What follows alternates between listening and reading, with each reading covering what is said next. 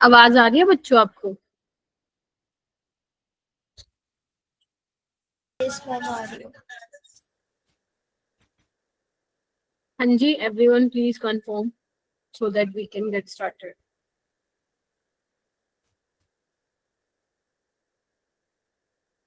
ठीक है, all right. So how is your paper?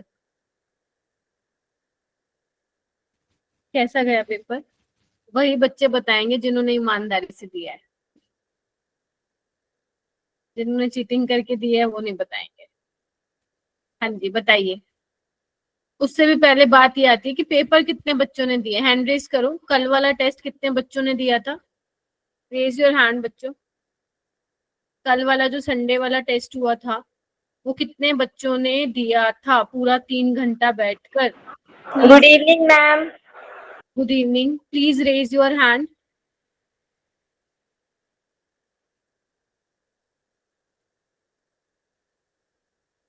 Nishita आपने नहीं दिया? हाँ, जतिन आपने नहीं दिया टेस्ट? पार्विक,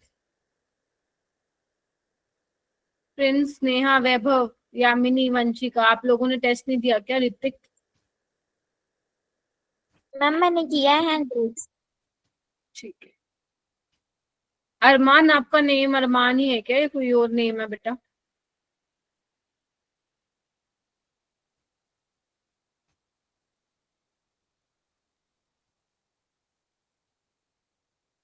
ऑल राइट, नीचे कर लीजिए। अरमान है। आप कौन से स्टेट, एचपी से हो या वहां से हो, क्या बोलते हैं, हिमाचल से? अरे पंजाब से।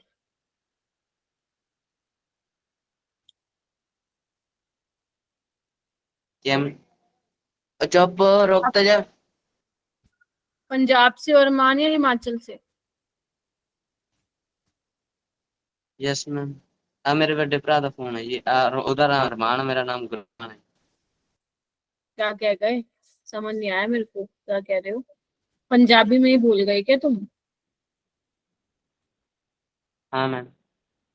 हाँ तो क्या बोल गए? अच्छा, it means you are from Punjab ना? Okay got it. ठीक है। ओके बच्चों, सबको मेरी आवाज आ रही होगी। तो यस बेसिकली मैम। हमेशा की तरह हर मंडे अपना टेस्ट डिस्कशन होता है। Please take it very seriously. जिन बच्चों ने टेस्ट नहीं दिया है, आई डोंट नो वो क्यों नहीं दिया है, बट मैं ये सबसे एक्सपेक्ट करती हूँ कि सभी बच्चों को टेस्ट देना चाहिए।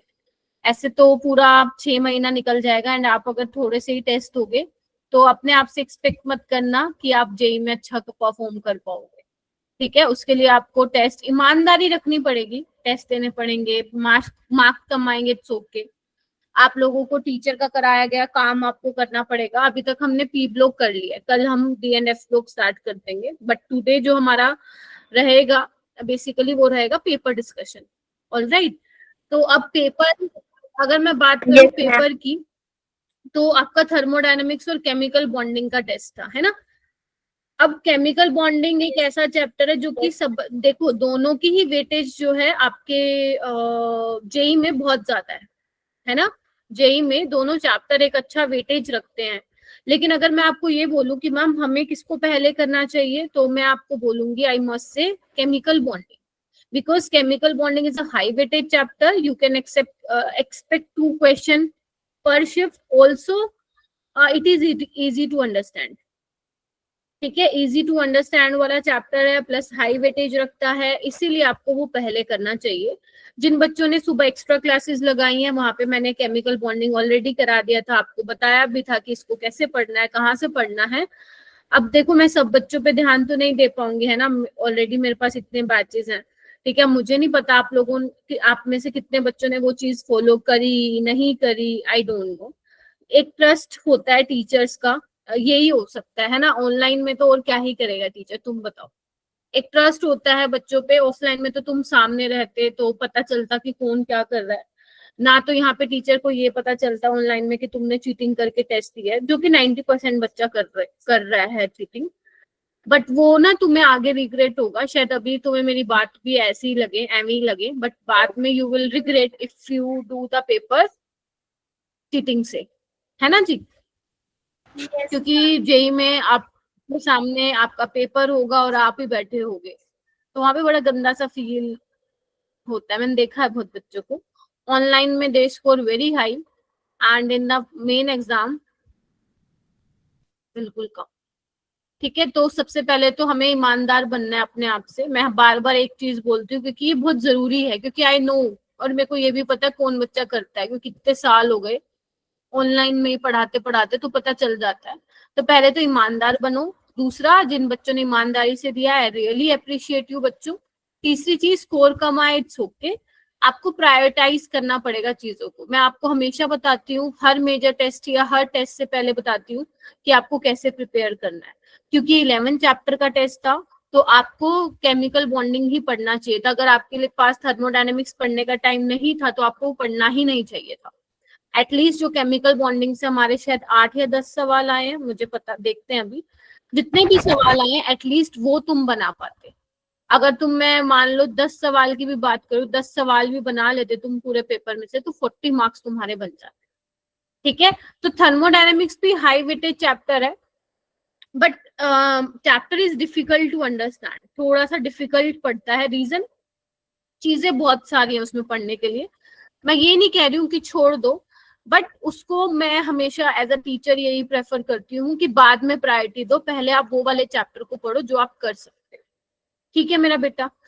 उसके बाद एनालिसिस तो तुम्हें करना ही है, उसके लिए सेशन भी लगाया था। उसके बाद मुझे ये बताओ, जो अपकमिंग 13 जुलाई को जो टेस्ट होना है, क्या उसका सिलेबस तुम लोगों के ग्रुप में आ चुका है? Yes ma'am. नो मैम, अभी नहीं।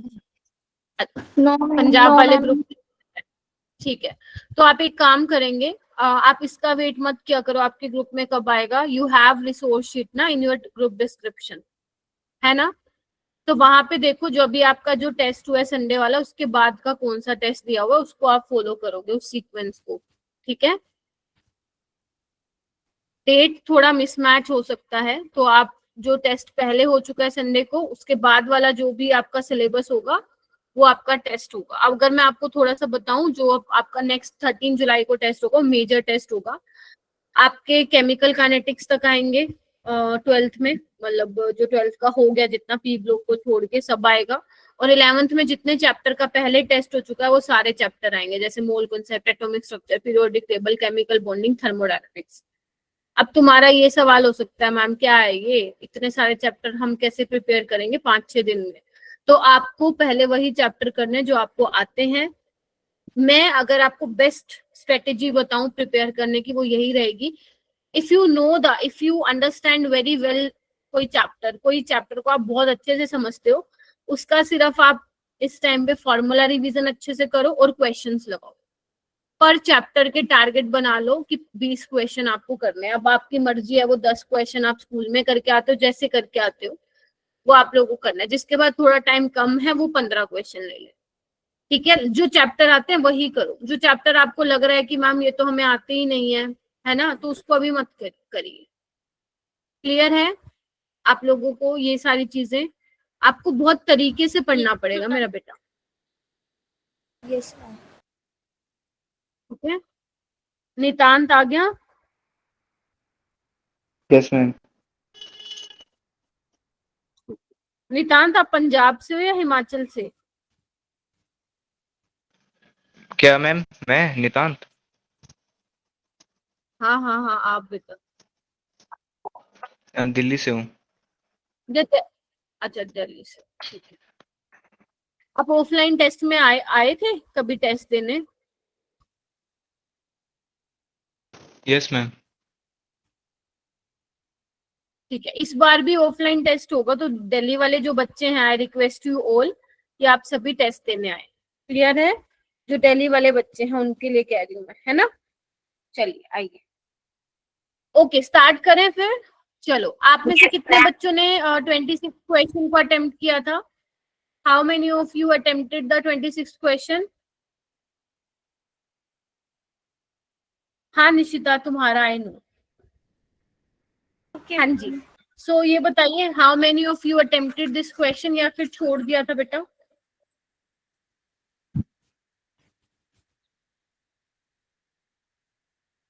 निशिता, आपने अटेम्प्ट किया था क्या? Yes ma'am. अनुज ने भी किया था। अनुज कैसे किया था बेटा इस क्वेश्चन को?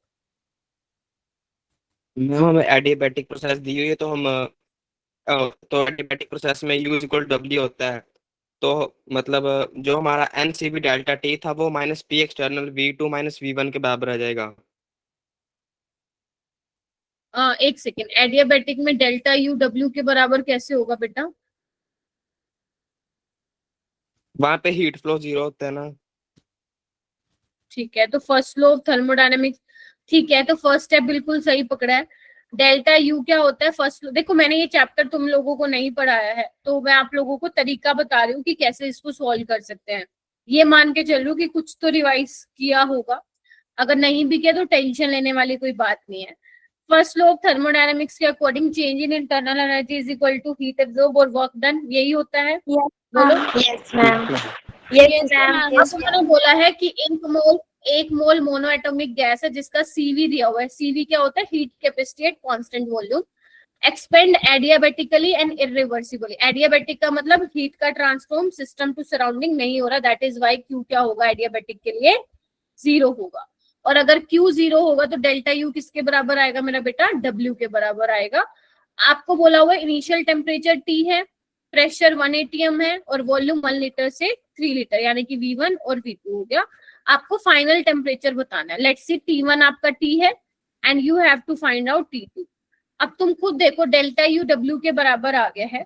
अब यहाँ पे ना इरिवर्सिबल है, ध्यान से सुनना।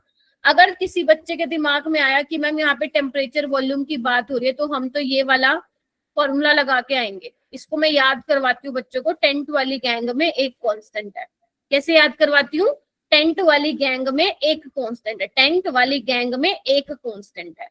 लेकिन ये फॉर्मूला हम कब अप्लाई करते हैं मेरा बेटा? जब हमारे पास एडियाबेटिक रिवर्सिबल प्रोसेस, अगर किसी ने चैप्टर पढ़ा है तो। लेकिन हमारे पास क्या है? इरिवर्सिबल है। हमें पता है डब्ल्यू डेल्टा यू क्या होता है? डेल्टा यू होता है NCV delta T। N is number of mole, CV तुम्हें पता है दिया हुआ है, delta T change in temperature. W क्या होता है? Irreversible minus P external delta V। यानी कि क्या मैं इसको ऐसे लिख सकती हूँ? सारे बच्चे मुझे कंफर्म करके बताएंगे। शाबाश, लिख सकती हूँ ना? Yes, ma'am. Yes, ma'am. Yes, Very ma'am. good. अब N क्या है? यहाँ पे N है, एक ही मोल है। CV कितना दिया हुआ है मेरा बेटा? 3/2R। डेल्टा T क्या होगा? Change in temperature T2 minus T1। ठीक है, T1 कितना है? T माइनस प्रेशर कितना हुआ है? एक्सटर्नल प्रेशर कितना है बेटा? 1 atm। वॉल्यूम कितना है? 1 2 3, यानी कि चेंज इन वॉल्यूम हो गया 3 - 1 यानी कि 2। तो तुम इसको सॉल्व कर सकते हो। हाँ मैम, बहुत आसानी से कर सकते हैं। ये कितना आ जाएगा? ये आ गया -2 आ गया। बोलो। तो अब क्या आ जाएगा? T2 माइनस T1 को T ले लो, तो ये कितना आ जाएगा? -4/3R। ठीक है, ये आ गया T2 माइनस T। और T को आप वहां ले जाओ क्योंकि आपसे T2 पूछा है, तो ये आ जाएगा मेरा बेटा। उधर लेके जाओगे तो T किस में हो जाएगा? प्लस में। बात बनी कि नहीं बनी? Yes, ma'am. Yes, ma'am. Yes, ma'am. ठीक है, तो इस तरीके से क्वेश्चन क्या होगा? प्रोसीड होगा। और मैं ना आपको बताती भी जाती हूँ। सुनो, इधर आओ, इधर आओ। आप लोग नोटबुक लेके बैठे हो ना एनालिसिस वाली? मैं Yes, आपको yes, बताती ma'am. भी जाती हूँ थर्मोडायनेमिक्स में कौन कौन सा टॉपिक इंपॉर्टेंट है। तो ये जिस टॉपिक से सवाल आया ना मेरा बेटा, वो इम्पोर्टेंट है। यानी कि जो एडियाबेटिक प्रोसेस में आप वर्क डन पढ़ते हो वो आपको पढ़ना है।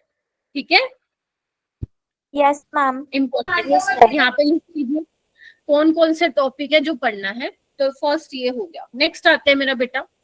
नेक्स्ट क्वेश्चन में 27। हाँ, आपके पेपर में टाइपिंग एरर थी। मेरे पास कुछ बच्चों के मैसेज भी आए थे। ये डिग्री ना ऐसे 0 बना के दे रखी थी, तो वो वैसे तो आप मुझसे पूछ लेते, बट ठीक है, वो कुछ बच्चों ने समझ भी लिया था खुद ब खुद की टाइपिंग एरर है।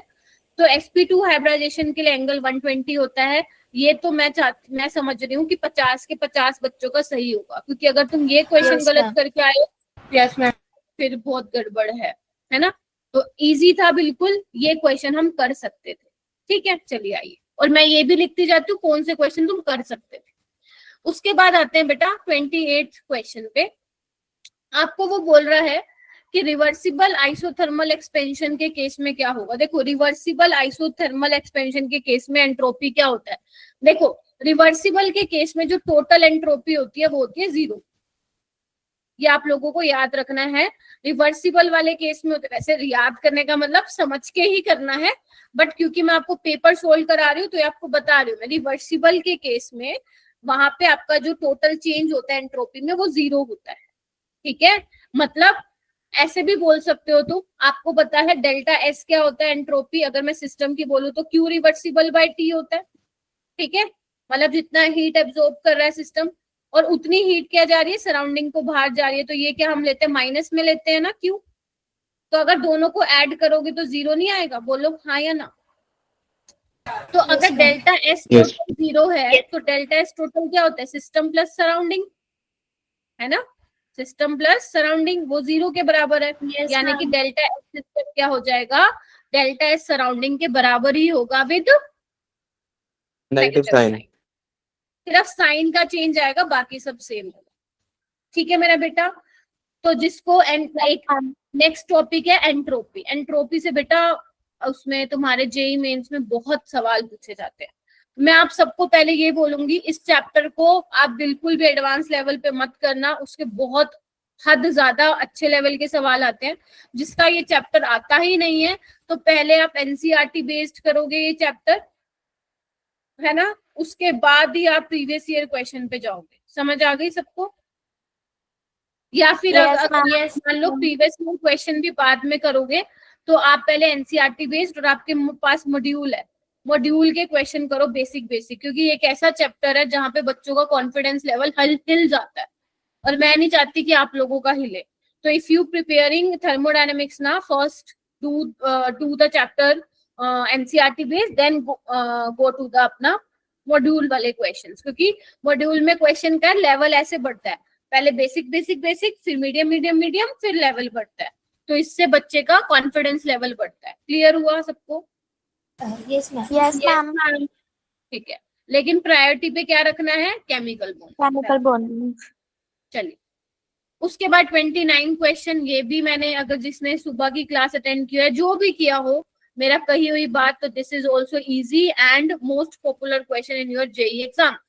तो आपको बोला था I3 नेगेटिव आयन के बारे में कौन सा इनकरेक्ट है, तो how many of you attempt this question?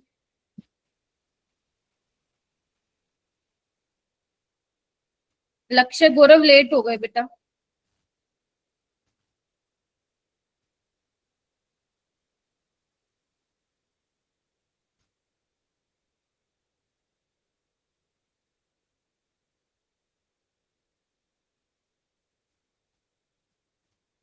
Jatin आप बताएंगे बेटा?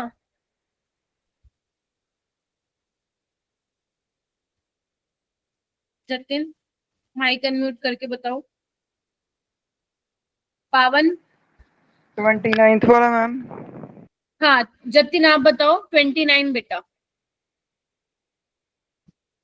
उन्होंने मैम I3 नेगेटिव की बोली है ना, तो उसके सेंट्रल एटम में 3 लोन पेयर होते हैं, जैसे कि हमने उसकी वो स्ट्रक्चर देखा था।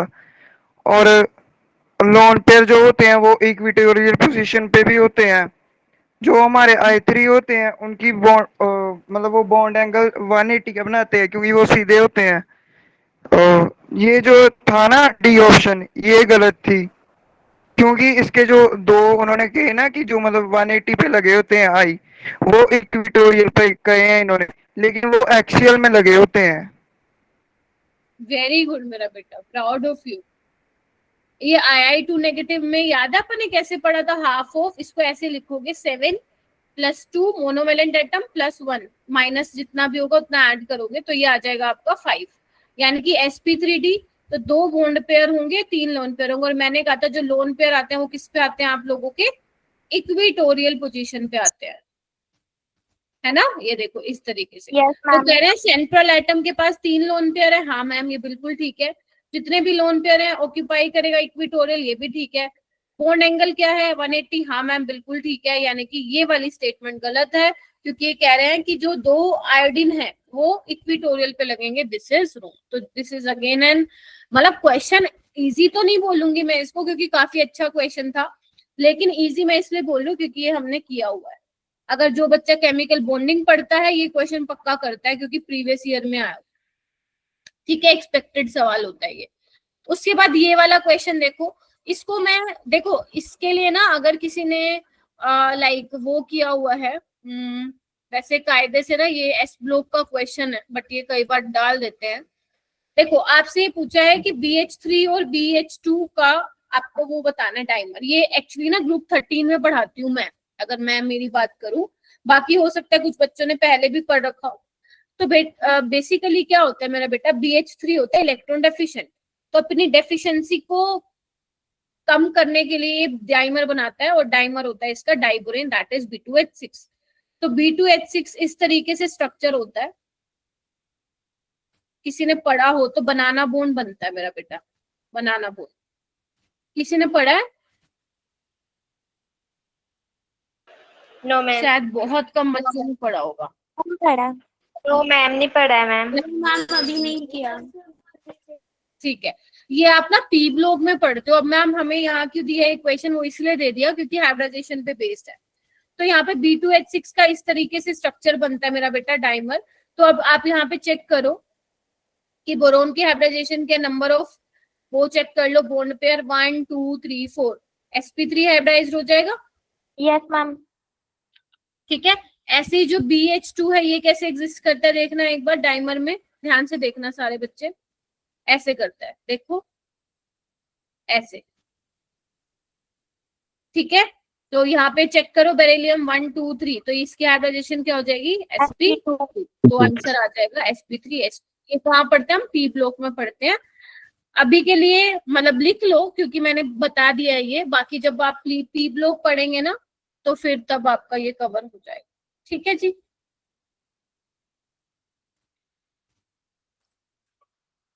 आगे चलें। Yes ma'am. क्वेश्चन नंबर 31 देखो, 31 क्वेश्चन किसी ने किया था?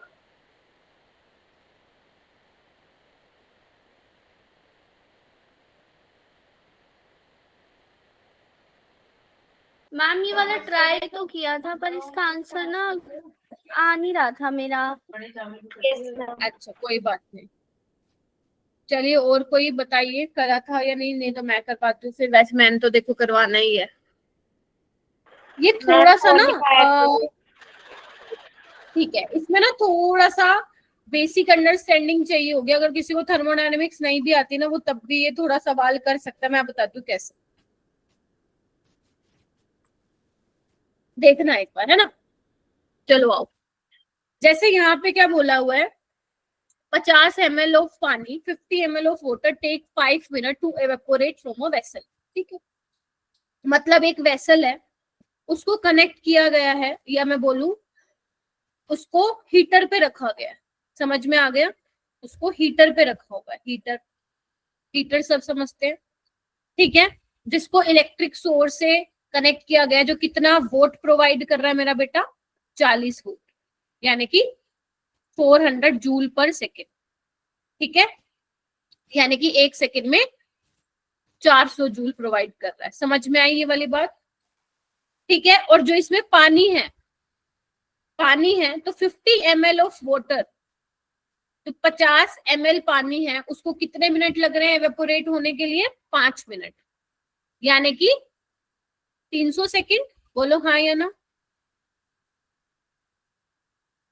यस और नो। Yes ma'am.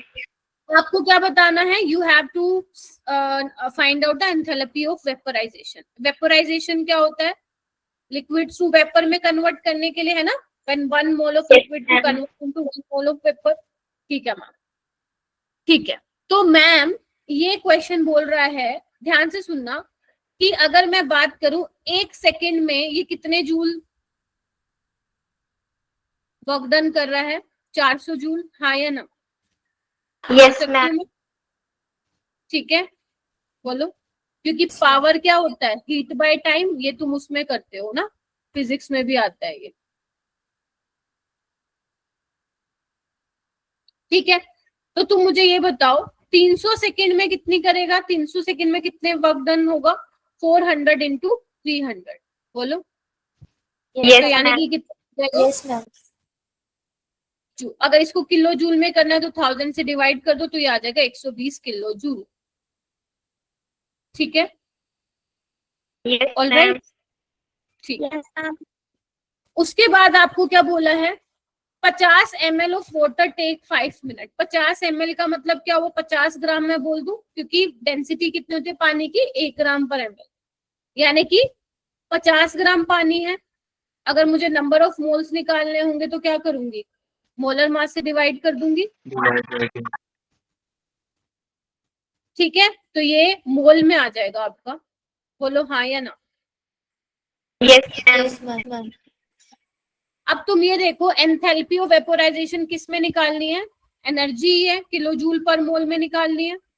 तो क्या करूं, इतना एनर्जी है, इन टर्म वर्क डन को बोल सकते हो इन टर्म्स ऑफ एनर्जी, और इतने मोल है, तो क्या करूं मैं, 120 किलो जूल पर मोल ना, यानी कि किससे डिवाइड किया होगा इन्होंने बेटा, 50/18 से। बोलो क्या कहते हो, बोलो। Yes, ma'am. Yes, ma'am. ध्यान से सुनो, मैंने क्या किया है, इन्होंने एंथैल्पी ऑफ वेपोराइजेशन किस में पूछा है तुमसे, ये बताओ, किलो जूल पर मोल। ठीक है, आपकी एनर्जी कितनी आई है इन terms of work done, 120 kilo joule. ठीक है, अब 50 ml ऑफ वाटर की बात कर रहे थे, 5 मिनट लग रहा था, तो मैंने नंबर ऑफ मोल्स निकाल लिए पानी के, तो कितने आ जाएंगे, 120/50/18 नहीं हो जाएंगे। तो जब आप इसको सोल्व करोगे तो एंथैल्पी ऑफ वेपोराइजेशन किस में आएगा, किलो जूल पर मोल में नहीं आएगा। देख, Yes, ma'am. सोचो सारे बच्चे। Yes, ma'am. Yes, ma'am. B Yes, option. ma'am. कई बार पता है क्या होता है, कई बार ये होता है कि हमें ना फिजिकल केमिस्ट्री की स्पेसिफिकली मैं बात कर रही हूँ, कई बार हमें आइडिया नहीं होता कि कैसे करना है। तो जेई की स्पेशली बात कर रही हूँ बेटा, कई क्वेश्चन में ना हम यूनिट से देख के पता लगा लेते हैं कि क्वेश्चन किस डायरेक्शन में सोल्व हो रहा होगा। अगर तुम्हें नहीं मालूम है कि आगे क्या होगा, तुमने एनर्जी वर्क डन निकाल लिया, तुमने मान लो वर्क डन निकाल लिया, लेकिन तुम्हें ये दिख रहा है कि मैम किलो जूल पर मोल में निकल रहा है, तो हमारे पास एनर्जी तो आ गई इन टर्म्स ऑफ वर्क डन। अब मोल कैसे निकालेंगे, पर मोल, तो मोल किसके निकालोगे, 1 मोल ऑफ वाटर कन्वर्ट हो रहा है ना, मतलब 1 mole of liquid into gas, getting my point और नोट। तो आप Yes. नंबर ऑफ मोल्स कैसे निकालोगे, given mass by molar mass ना, पानी का गिवन मास आपको दे रखा है 50 ml, डेंसिटी 1 ग्राम होती है, तो यानी कि 50 ग्राम, और मोलर मास यानी कि 18, तुम्हारे पास आ गया। ऑल राइट, तो तुम्हें Yes. वो निकाल, ठीक है। तो इसका आंसर जब तुम सोल्व करोगे वो आएगा 43.2 किलो जूल पर मोल। बोलो क्या कहते हो। Yes, ma'am. Yes, ma'am. ठीक है, चलिए आप इसको लिखना है तो लिख लो फिर, क्योंकि मेरे को आगे क्वेश्चन सोल्व कराना है तो मैं इसको हटाऊंगी बेटा।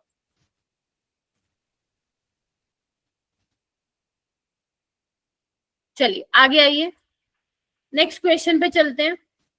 ये वाला हुआ था एडियाबेटिक, ये आसान था थोड़ा। एडियाबेटिक,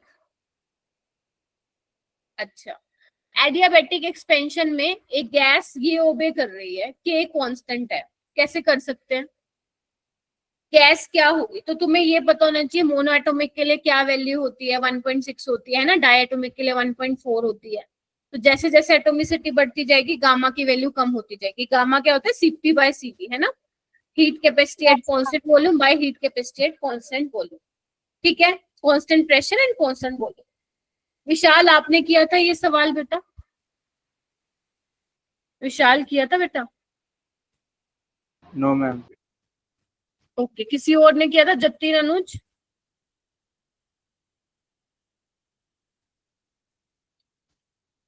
नहीं किया, जवाब नहीं दे रहे हो, जवाब तो दो, किया था कि नहीं किया था। मैंने Yes, ma'am. ट्राई किया था तो मेरा आंसर मैंने टिक ए ऑप्शन कर दिया। अनुज आपने कैसे किया था इसको बेटा। मैम पहले इस 20 स्क्वायर को दूसरी साइड ले जाएंगे हाँ, ले जाऊं, हमारे पास। Yes ma'am.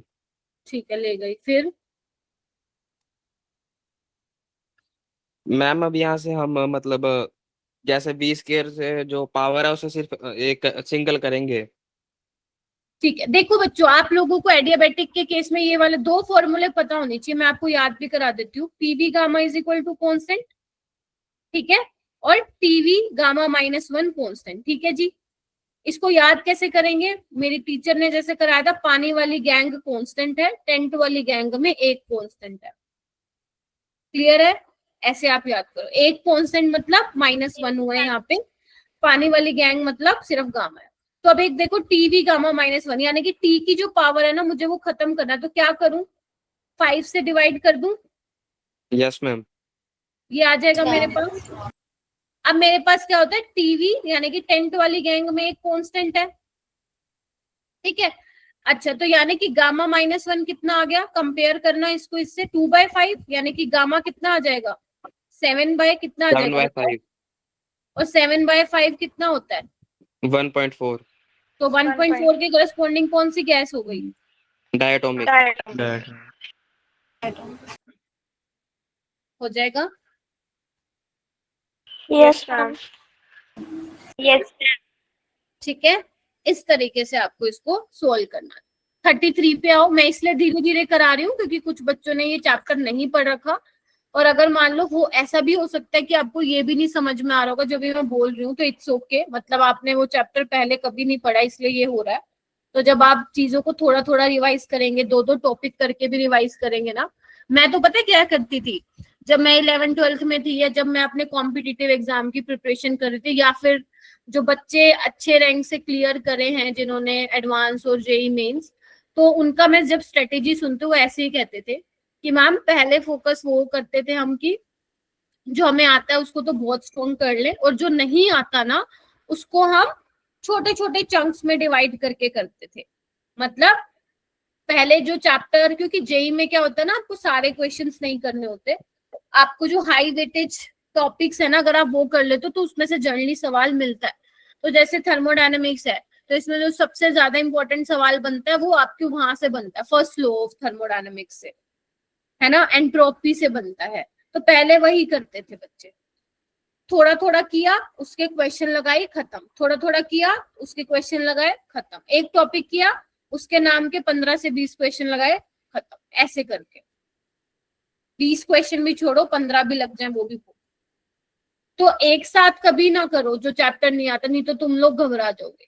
चंक्स में डिवाइड करो, ठीक है। चलिए आगे आइए, क्वेश्चन हटा दूं, इसको इरेज कर दूं? Yes ma'am. Yes yes ma'am. Yes ma'am. Next पूछा है, the species which by definition have 0 molar enthalpy of formation. देखो ये हेज़लो से है बेसिकली। जब आप हेज़लो पढ़ते हो तो वहां पे एक चीज मेंशन की जाती है, इवन ये एनसीईआरटी की लाइन है, उसमें मेंशन किया जाता है कि कुछ वो स्पीसीज जो नेचर में जिस स्टेट में एग्जिस्ट करते हैं, उनकी जो एंथैल्पी ऑफ फॉर्मेशन होती है वो हम क्या कंसिडर करते हैं? 0। अब तुम बताओ, ब्रोमीन गैस है, रूम टेम्परेचर पे वैसे ब्रोमीन देखते हो तो क्या होता है? लिक्विड में लिक्विड। है ना, तो यानी Yes, कि ma'am. तो 0 हो नहीं सकती। जो जैसे तुम्हें दिखता है वैसे एग्जिस्ट। Cl2 गैस है, हाँ, इसकी 0 हो। Yes ma'am. Excuse me. Yes ma'am. Mercury liquid होता है, ये नहीं हो सकता। वाटर लिक्विड होता है, ये भी। लिक्विड। लिक्विड होता है। Yes ma'am. ये भी नहीं। तो ये ऐसा था, सिंपल सा सवाल था ये, ठीक है। Yes, ma'am. इसमें यस बहुत मैम। Yes ma'am. ओके। उसके बाद अगेन अपना इजी सवाल आ चुका है, linear structure is not assumed by. आपको ये चेक करना था इसमें से कौन सा लीनियर नहीं है, तो तुम खुद बताओ मेरे को कौन सा लीनियर नहीं है। SnCl2। Ma'am first option SnCl2।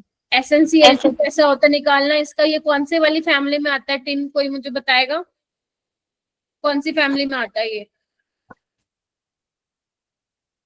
भूल गए, बताओ। Carbon family. हाँ, कार्बन में आता है।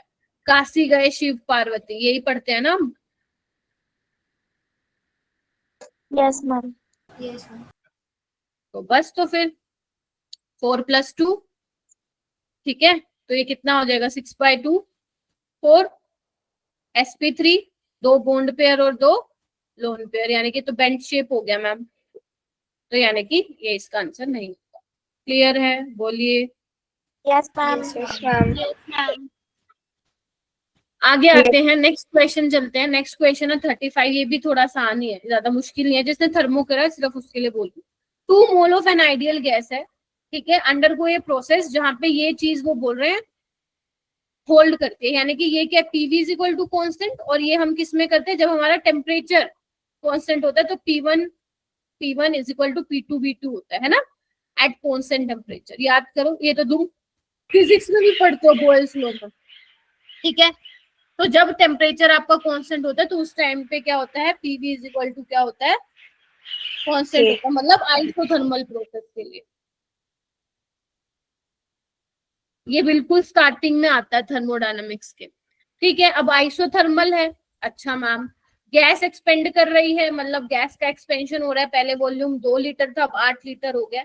एंथैल्पी बताना है, यानी कि डेल्टा एच बताना है, तो डेल्टा एच क्या होता है, एनसीपी डेल्टा टी। अब एक बार बताओ, डेल्टा टी क्या है, आइसोथर्मल मतलब चेंज इन टेम्परेचर नहीं हो रहा, चेंज इन टेम्परेचर क्या है, 0, यानी कि कांस्टेंट, डेल्टा एच भी क्या हो जाएगा, 0।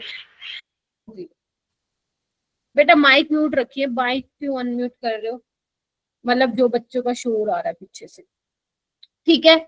उसके बाद अगेन ये तीनों क्वेश्चन अब हमें अच्छे से करने चाहिए थे, अभी तक 3 ये, एक मैंने ये बताया 4, और एक मैंने ये बताया 29, 5, 6, तो 6 क्वेश्चन तो मेरे बच्चों को करना चाहिए था अगर उन्होंने मेरे से ये पढ़ी है केमिकल बॉन्डिंग, और 6 क्वेश्चन यानी कि कितने नंबर हो गए बच्चों, 24 नंबर।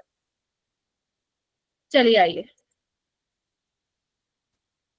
चलिए which one of the following conversion involve change in both hybridization shape. आपको वो देखना है कि जहां पे हाइब्रिडाइजेशन भी चेंज हो रही है और शेप भी, मतलब दोनों चेंज होनी चाहिए, समझ आई, दोनों ही चेंज होनी चाहिए। तो ट्राई करो सारे बच्चे। नितांत हो गया था, यस मैम। पावन, ओके, और गर्ल्स में प्रतिभा, विशाल, पूनम, यस मैम, मेरा होगा। पार्विक, अरमान, हो गया। ठीक है, very good. How many of you solve this question correctly? Please raise your hand. Raise your hand if you have done this question correctly.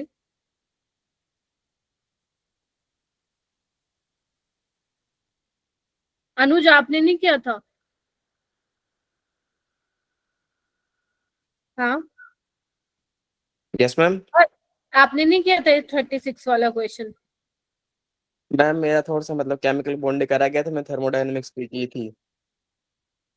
गलती कर दी यहाँ तुमने, पहले तुम्हें केमिकल बॉन्डिंग ही कंप्लीट करना चाहिए था, और मैंने आप लोगों को शायद बताया भी था, VSCPR और MOT तो जान है इस चैप्टर, ठीक है।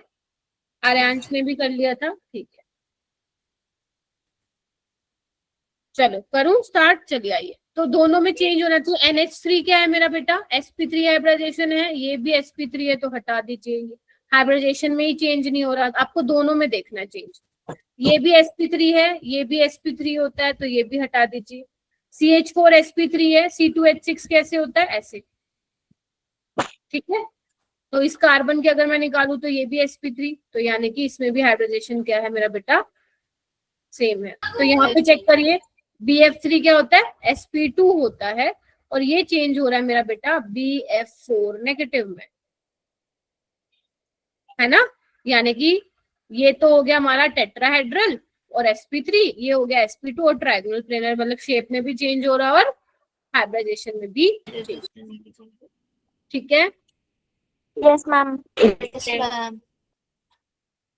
ओके उसके बाद हम 37 देखते हैं। एमओ थ्योरी को यूज करके आपको बताना है शॉर्टेस्ट बोन लेंथ, मतलब जिसका बोन लेंथ सबसे कम होगा, मतलब जिसका बोन ऑर्डर ज्यादा होगा उसका बोन लेंथ कम होगा, यस और नो।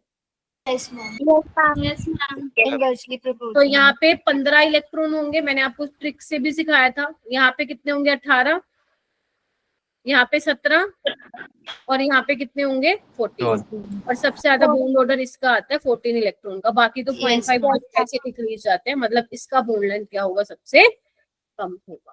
कम होगा। Done, yes ma'am. उसके बाद आइए IF5 का स्ट्रक्चर निकाल के देखो क्या होता है इसका। हैंड रेस करके कौन बताएगा, चैट बॉक्स में नहीं, अरे ऐसे नहीं पावन, ऐसे नहीं बेटा, हैंड रेस करके कौन बताएगा।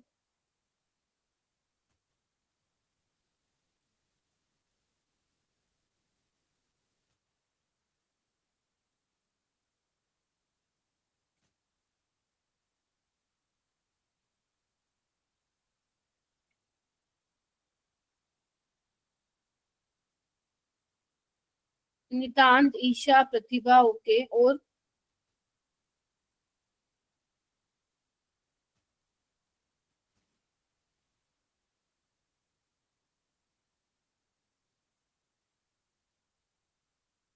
नितांत, ओके ठीक है, नितांत, अनुज एंड विशाल। आप एक बार तीनों बेटा क्लास के बाद उठ जाओ, ठीक है। अनुज भी। Okay ma'am. Yes, नितांत, ma'am. अनुज, विशाल। चलिए मैं भूल ना जाऊं इसलिए बता दिया मैंने, ठीक है। तो हाफ ऑफ आयोडीन में कितने होते हैं? 7 वैलेंस इलेक्ट्रॉन प्लस 5, तो कितने हो गए बेटा? 6। तो 6 के नाम 5 बॉन्ड पेयर और 1 लोन पेयर, और जब 5 बॉन्ड पेयर 1 लोन पेयर होता है तो स्क्वायर पिरामिडल होता है, ठीक है। ये तो मॉड्यूल में भी था क्वेश्चन। आगे चलते हैं। यहाँ पे देखो, ये क्वेश्चन में थोड़ा सा गड़बड़ थी, मैंने आज जब सोल्व कर रही थी ना तो देखा यहाँ पे H2 लिक्विड आना चाहिए था। खैर आओ इधर आओ। आपको ये जो सवाल दिया गया बेटा वो हेजलो से दिया हुआ है। हेजलो काफी इंपॉर्टेंट और बिल्कुल आसान टॉपिक है, तो अगर किसी को थर्मोडायनेमिक्स बहुत ज्यादा गंदी लगती है, मुश्किल लगती है, तो हेजलो जरूर पढ़ के जाए क्योंकि ये बहुत आसान टॉपिक है, ठीक है। आइए मेरा बेटा, तो आपको जो है डेल्टा एच फॉर्मेशन, देखो जो डेल्टा एच फॉर्मेशन है ना, ध्यान रखना, जो आपका हीट रिलीज होगा वो कब होगा? जब 1 मोल कंपाउंड बनेगा। ध्यान रखना, 1 मोल कंपाउंड के करस्पॉन्डिंग जो एंथैल्पी होगी that is called enthalpy of formation. Clear है? तो आपको CO2 CO वाटर के लिए एंथैल्पी ऑफ फॉर्मेशन दी है, इस रिएक्शन के लिए निकालना है। तो आप क्या निकालते हो? डेल्टा एच फॉर्मेशन क्या होगा? प्रोडक्ट की फॉर्मेशन एंथैल्पी माइनस रिएक्टेंट की। बोलो बोलो, यही निकालते हो ना आप लोग। तो प्रोडक्ट क्या है आपका? ये CO और H2, और रिएक्टेंट क्या है? ये। क्या मेरे पास CO और H2 का दे रखा है क्या? हाँ मैम ये दे रखा। तो यानी कि देखना क्या होगा, -110.5 -241.8 माइनस रिएक्टेंट के लिए कितनी दी हुई है? H2 के लिए तो 0 होगा एंथैल्पी ऑफ फॉर्मेशन, क्योंकि नेचर में H2 एज अ गैस है। तो CO2 के नाम का -393.5। क्या तुम इसको सोल्व कर सकते हो? सो गए क्या? Yes, ma'am. सो गए? No, Yes, ma'am. ma'am. No, ma'am. सुन रही हूँ। हाँ जी, बाकी बच्चे, जो बाकी बच्चे नहीं बोल रहे, जिनकी आवाज मेरे कानों तक नहीं पहुंच पा रही, कृपया करके आप भी कुछ बोलिए, कुछ तो बोलिए कि मैम, बस मैम क्या ही बताएं, ये चैप्टर तो हमने कभी पढ़ा ही नहीं, देखा ही नहीं। हाँ जी, कितने बच्चों ने हेजलो पढ़ा है कभी अपने अपने 11th में? हेजलो कितने बच्चों ने पढ़ा है? हैंड रेस कीजिए, हैंड रेस कीजिए। नितांत, विशाल, निशिता, ओके। विशाल, निशिता, स्नेहा, बबल, प्रतिभा, नितांत, ओके, सुरभि। सुरभि कैसे किया मैंने इस क्वेश्चन को? 15 मिनट रह गए भाई क्लास को खत्म होने में। चलो चलो चलो जल्दी करते हैं।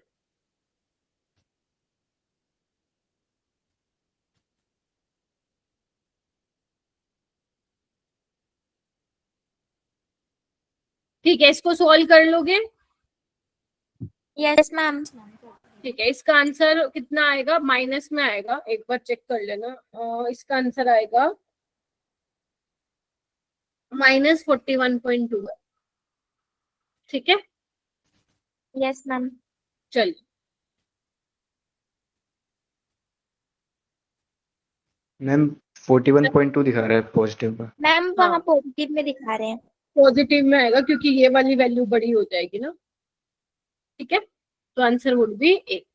चलिए आइए 40 करते हैं। Again very good question, good question मतलब in terms of JEE, JEE में बहुत पॉपुलर है। तो वर्क डन वाले जितने भी आपके इस चैप्टर में फॉर्मूलाज हैं सबको अच्छे से पढ़ो, मतलब उन कॉन्सेप्ट को पढ़ो, फॉर्मूलाज लिखो क्योंकि काफी ज्यादा इंपॉर्टेंट है। आपको बोला है गैस जो है वो एक्सपेंड कर रही है एडियाबेटिकली, मतलब एडियाबेटिकली का मतलब वॉल्यूम पहले 1 लीटर था, कितना हो गया 12 लीटर। प्रेशर कितना दिया हुआ? External pressure 0.75 ATM। अब डेल्टा यू क्या होता है फर्स्ट लॉ के अकॉर्डिंग? ये Q plus एडियाबैटिक है W. मतलब Q0 यानी कि डेल्टा यू डब्ल्यू। तो बस W क्या होता है minus P external delta we, निकाल लेना इसको, ये आ जाएगा 11 लीटर। तो जब आप इसको सोल्व करोगे ना 8 पॉइंट समथिंग आएगा, तो यहाँ पे आपको अप्रोक्सीमेट लेना पड़ेगा, दैट इज -9 लीटर एटमॉस्फेयर। ठीक है जी, बोलो। Yes, ma'am. उसके बाद है कौन Yes, सा ma'am. मॉलिक्यूल में बॉन्ड बराबर नहीं है? कौन से में नहीं है? देखो ये तो स्क्वायर प्लानर है, इसमें तो बराबर होंगे। यहाँ पे टेट्राहेड्रल है, यहाँ पे बराबर होंगे। यहाँ पे भी टेट्राहेड्रल है, यहाँ पे देखो यहाँ पे नहीं है। क्यों? क्योंकि सिग्मा बॉन्ड भी और पाई बॉन्ड भी है। Getting my point? तो यहाँ पे सारे बॉन्ड्स बराबर नहीं है। उसके बाद 42 मेरा बेटा फॉर्मल चार्ज। NO का स्ट्रक्चर तो मैंने वहां भी बनाया था पी ब्लॉक में, वहीं से ही कर लेते तुम। देखो एक बार, इधर आओ। NO कैसे बनेगा? इधर आओ, बनवाया था ना मैंने। Yes, ma'am. एक अनपेयर्ड होता है और एक लोन पेयर होता है। तो देखो ना, यहाँ पे कोई चार्ज है? नहीं मैम, कोई चार्ज नहीं है। ऑक्सीजन ने 2 बॉन्ड बना रखे हैं, इसके पास भी कोई चार्ज नहीं है, तो नाइट्रोजन पे क्या चार्ज है? 0 का। NO2 देखो, एक कोऑर्डिनेट बॉन्ड बनता है और एक अनपेयर्ड होता है। तो यहाँ पे बेसिकली इसको ये शेयर कर रहा है वाया कोऑर्डिनेट बॉन्ड, तो ये ले रहा है तो माइनस, ये दे रहा है तो प्लस। ओवरऑल न्यूट्रल रहेगा ये, देख रहे हो? मतलब ओवरऑल कोई चार्ज नहीं है, देख रहे हो? तो यानी कि नाइट्रोजन पे कितने का आएगा फिर? +1 का। तो यानी कि 0 और प्लस। आपको फॉर्मूला नहीं लगाने की जरूरत है। अरे फॉर्मूला कोई भी मत करना फॉर्मल चार्ज के लिए, ऐसे ही निकल जाएगा, ऐसे ही निकल जाते हैं ये वाले क्वेश्चन। आपको इसके लिए फॉर्मूला लर्न करने की जरूरत नहीं है। आप देखिए जहाँ पे ऑक्सीजन ने 2 बॉन्ड बना रखे उस पर कोई चार्ज ही नहीं आएगा, क्योंकि ऑक्सीजन 2 ही बॉन्ड तो बनाना चाहता है। जहाँ पे ऑक्सीजन 1 बना रहा होगा तो नेगेटिव आएगा, उस पर 3 बना रहा होगा तो पॉजिटिव। Getting my point? बोलो। Yes, ma'am. Yes, ma'am. उसके बाद है टेम्परेचर ऑफ सिस्टम डिक्रीज, मतलब सिस्टम का टेम्परेचर किस केस में डिक्रीज होता है। देखो ये वैसे काफी आसान और कंसेप्चुअल सवाल है। आप लोगों को पता है, अगर मान लो मैं सारे ऑप्शन को छोड़ के सिर्फ इन पे फोकस करूं एडियाबेटिक पे, तो एडियाबेटिक का मतलब होता है delta U is equal to Q plus W. Adiabatic का मतलब है क्यू तो मैम 0 ही हो गया। फर्स्ट लो तो ये होता है तुम्हारा Q plus W is equal to change in internal energy. Adiabatic का मतलब होता है हीट का flow from system to surrounding नहीं है ना? तो यानी कि चेंज वो क्या हो जाएगा? क्यू आपका 0 हो जाएगा। तो यानी कि डेल्टा यू क्या हो जाएगा? डब्ल्यू। और डेल्टा यू होता क्या मेरा बेटा? सिस्टम की इंटरनल एनर्जी।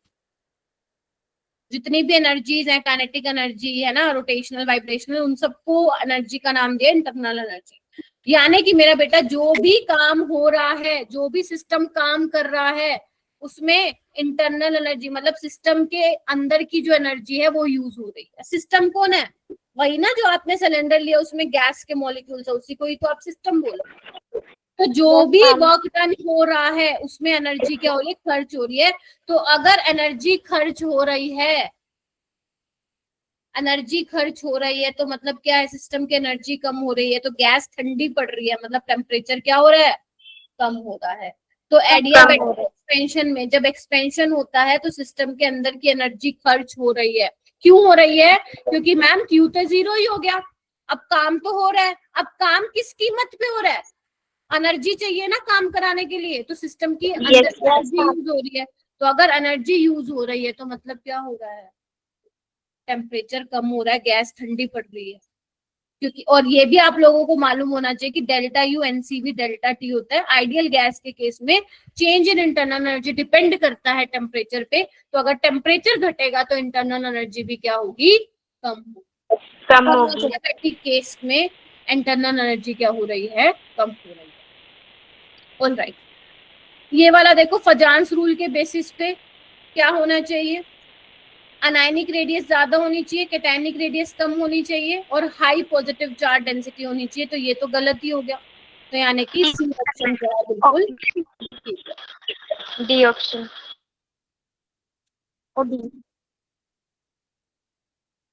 45 बताओ किसने किया था?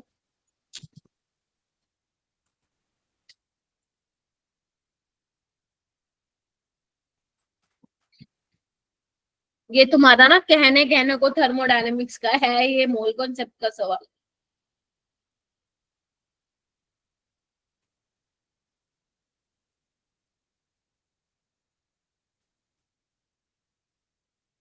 अगर ये रिएक्शन को मैं उल्टा लिखूं तो ये प्लस में हो जाएगा, +72। तो यानी कि अगर मेरे को मान लो 1 मोल ग्लूकोज प्रोड्यूस करना है तो कितनी एनर्जी देनी पड़ेगी, 72। या मैं बोल सकती हूँ 180 ग्राम के लिए मुझे 72 किलो कैलोरी पर मोल एनर्जी देनी पड़ेगी। तो 1.6 के लिए कितनी देनी पड़ेगी, निकाल लोगे?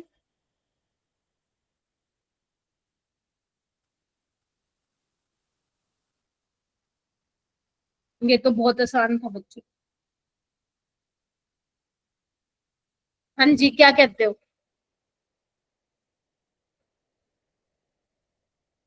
सो गए? बस सो गए लगता है, सो गए सो गए सो गए।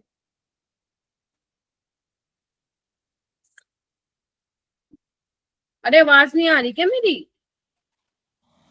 यस मैम आ रही है। बोलो ना, मैं पूरा नहीं कराऊंगी फिर पेपर डिस्कशन, खुद ही कर लेना। जब कोई रिस्पॉन्स ही नहीं दे रहे हो तो क्या फायदा फिर कराने का, आगे ही करा देती हूँ सिलेबस, मेरे क्या जा रहा है। माइक म्यूट करो।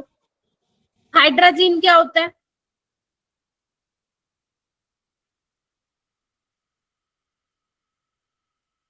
हाइड्रोजन बताओ।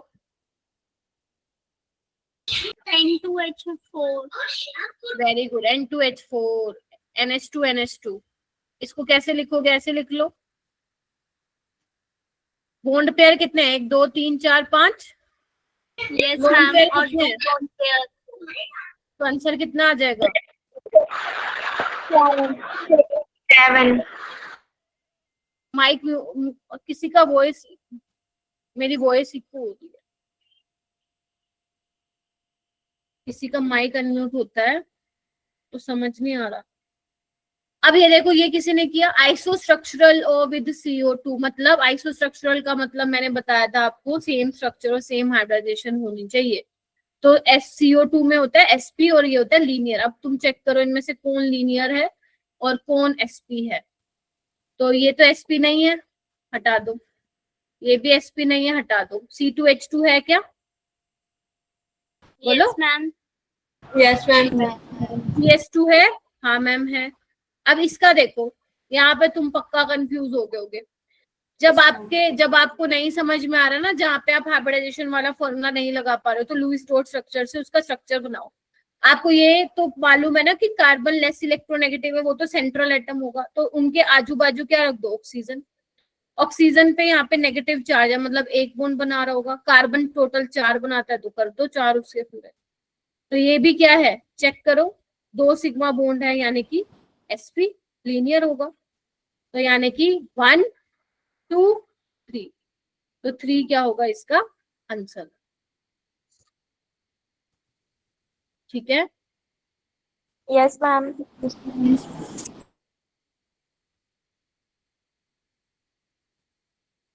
नेक्स्ट करें। Yes ma'am. Yes ma'am. How many of you attempt the 48 question?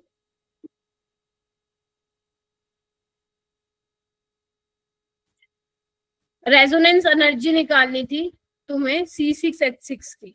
क्या होता है C6H6? ये होता है ना, यही होता है ना। Yes ma'am. आपको इस डेटा को यूज करके निकालनी थी बेटा।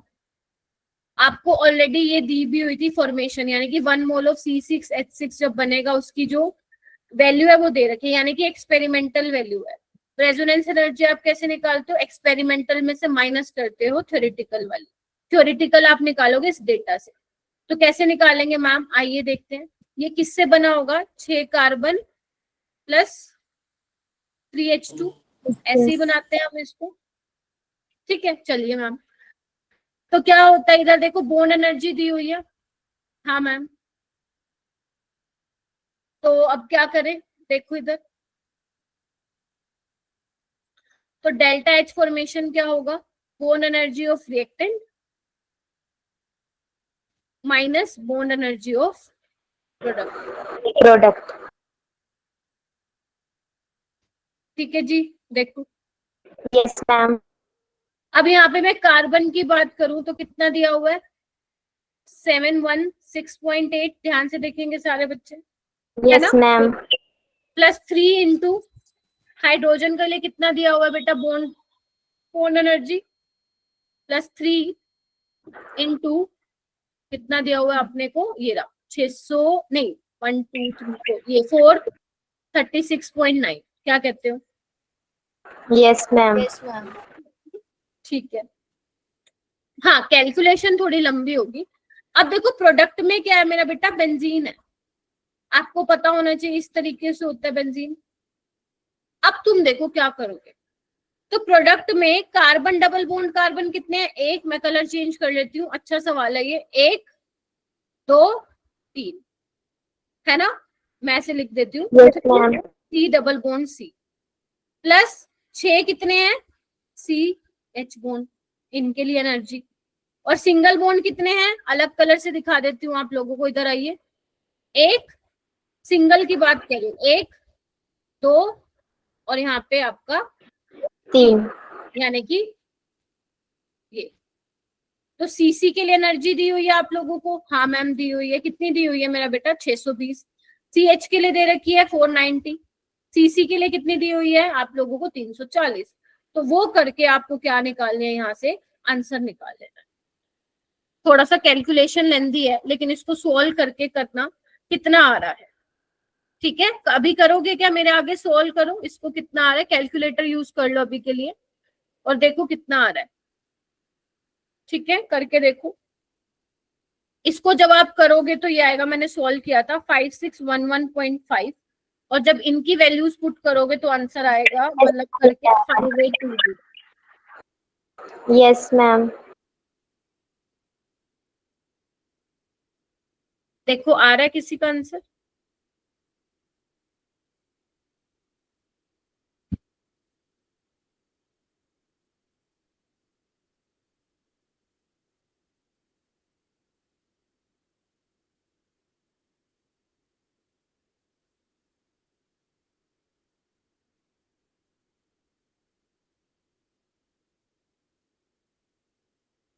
इस बैच में बच्चे इतने सीरियस ही नहीं है, ज्वाइन करते हैं 50 रह जाते हैं 40।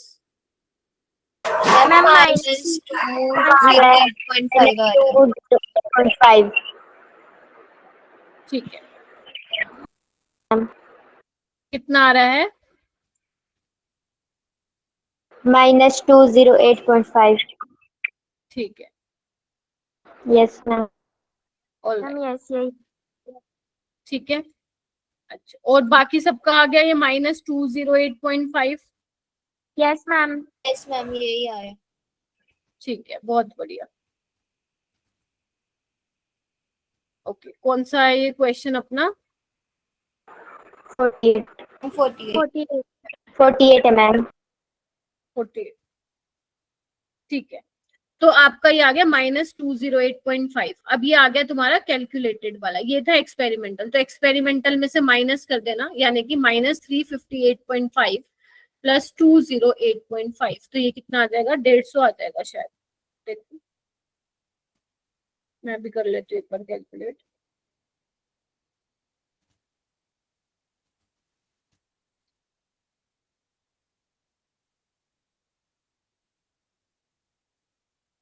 हाँ ये आ गया 150, तो इसका आंसर क्या लिख के आओगे, -x ना, तुम्हें x की वैल्यू बतानी थी, दैट इज 150 आता है, Yes, ma'am. तो इस तरीके से तुम्हें निकालना है। Yes ma'am.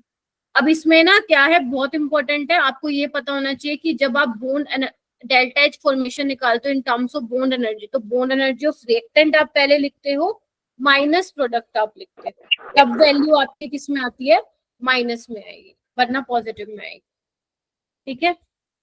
Yes ma'am. Yes उसके मैम। बाद 49 अभी आपका एमसीक्यू में रिपीट हुआ था ये सवाल, तो मैं इसको दोबारा नहीं करा रही हूँ, 43 इसका आंसर होगा, ठीक है। Yes ma'am. ठीक है, 50 करके आए हो, 50 कोई बच्चा करके आया 50, मैम ट्राई किया था बट हुआ नहीं था। ठीक है, और थोड़ा सा ध्यान से देखते ना, इसमें एक बड़ा इंपॉर्टेंट फॉर्मूला होता है थर्मोडायनेमिक्स का, मैं अगर कोई थर्मोडायनेमिक्स नहीं पढ़ता है तो जो मैंने टॉपिक बताया ये और एक ये वाला फॉर्मूला इतना इंपॉर्टेंट है ना, तुम प्रीवियस ईयर क्वेश्चन खोल के देखना, आधे से ज्यादा यही वाले इसी बेस पे मिलेंगे और इसी बेस पे सवाल भी था। तो मुझे तो पर्सनली ये क्वेश्चन अच्छा लगा। अब यहाँ पे आपको देखो ना, डेंसिटी दे रखी है डायमंड और ग्रेफाइट की, प्रेशर दिया हुआ है बार में, और आपको ये निकालना है। अब जब 1 मोल ग्रेफाइट चेंज हो रहा है 1 मोल डायमंड, क्लियर है। अब देखो आप कौन सा फॉर्मूला लगाओगे, ऊपर वाला नीचे वाला। मैम प्रेशर दे रखा है तो ऊपर वाला ही लगाना पड़ेगा, क्या कहते हो? Yes ma'am. अब यहाँ पे आपको हो सकता है मैम डेंसिटी दे रखी है, वॉल्यूम कैसे निकालेंगे? आप लोगों को पता है ना, डेंसिटी डायमंड और ग्रेफाइट की दे रखी है, तो वॉल्यूम क्या होता है? Mass by density. तो अगर मैं बोलूं बेटा ग्रेफाइट क्या है? कार्बन ही तो है। डायमंड क्या है? कार्बन ही तो है। तो वॉल्यूम क्या आ जाएगा ग्रेफाइट का? मास क्या होगा? 12 बाय वॉल्यूम, यानी कि 3 ग्राम पर सेंटीमीटर क्यूब, और ये ग्राम पर मोल। बोलो ऐसे ही ग्रेफाइट उसकी डायमंड की कितनी हो जाएगी? सेम 12 बाय 2 ग्राम पर सेंटीमीटर क्यूब और ग्राम पर मोल। बोलो क्या कहते हो? Yes ma'am. तो बस निकाल लो, delta H is equal to delta U दिया हुआ है, नहीं वो तो हमें करना ही है माइनस में, प्लस प्रेशर कितना है? 5 × 10⁵ बार दिया हुआ है, और वॉल्यूम कितना दिया हुआ है? निकाल लो, ये कितना हो जाएगा? 4 और ये हो जाएगा 6। ठीक है, तो चेंज इन वॉल्यूम क्या हो जाएगा? 6 - 4। देखो पर मोल मिलीलीटर, वाई मिलीलीटर ऊपर से जा रहा है, मेरे को पता है आप लोगों के। 1 मिलीलीटर होता है 1 सेंटीमीटर क्यूब के बराबर, तो सेंटीमीटर माइनस ऊपर आएगा तो वो 1 मिलीलीटर बन जाएगा। ठीक है, चलो अब इसको तुम्हें सोल्व करना है, कर लोगे? थोड़ी सी यूनिट अब तुम्हें देखनी है बेटा, थोड़ी सी यूनिट देखनी है। मिलीलीटर को लीटर में चेंज कर लो तो कितना आएगा? कोई मुझे बताएगा? 1 मिलीलीटर में 10⁻³ लीटर होते हैं बार मोल इनवर्स, और लीटर बार कितना होता है? 1 बार लीटर कितना होता है? 100 जूल होता है।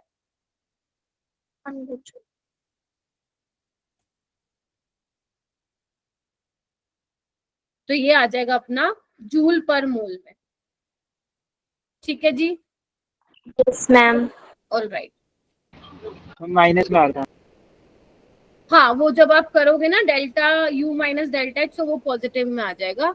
हालांकि इसने बताया नहीं आंसर यहाँ पे किस में रिपोर्ट करना है। ये कितना आ रहा है आपका सोल्व करने पे? 6 कितना हो गया? 7 की पावर 5 4 10⁵ जूल पर मोल। तो ये किलो जूल में आंसर रिपोर्ट करना है आपको। तो नीचे आप क्या करोगे? 10⁻³ से करोगे तो ये आ जाएगा आपका 100 किलो जूल पर। ठीक है, इनको वैसे यहाँ पे मेंशन करना चाहिए था कि किलो जूल पर मोल में आंसर करना है, बट इन्होंने यहाँ पे किया नहीं। कोई बात नहीं, करना चाहिए था। बाकी अगर पेपर में आया, मतलब आता है ऐसा क्वेश्चन, तो वो आपको मेंशन करके देगा कि किसमें यूनिट रिपोर्ट करना है।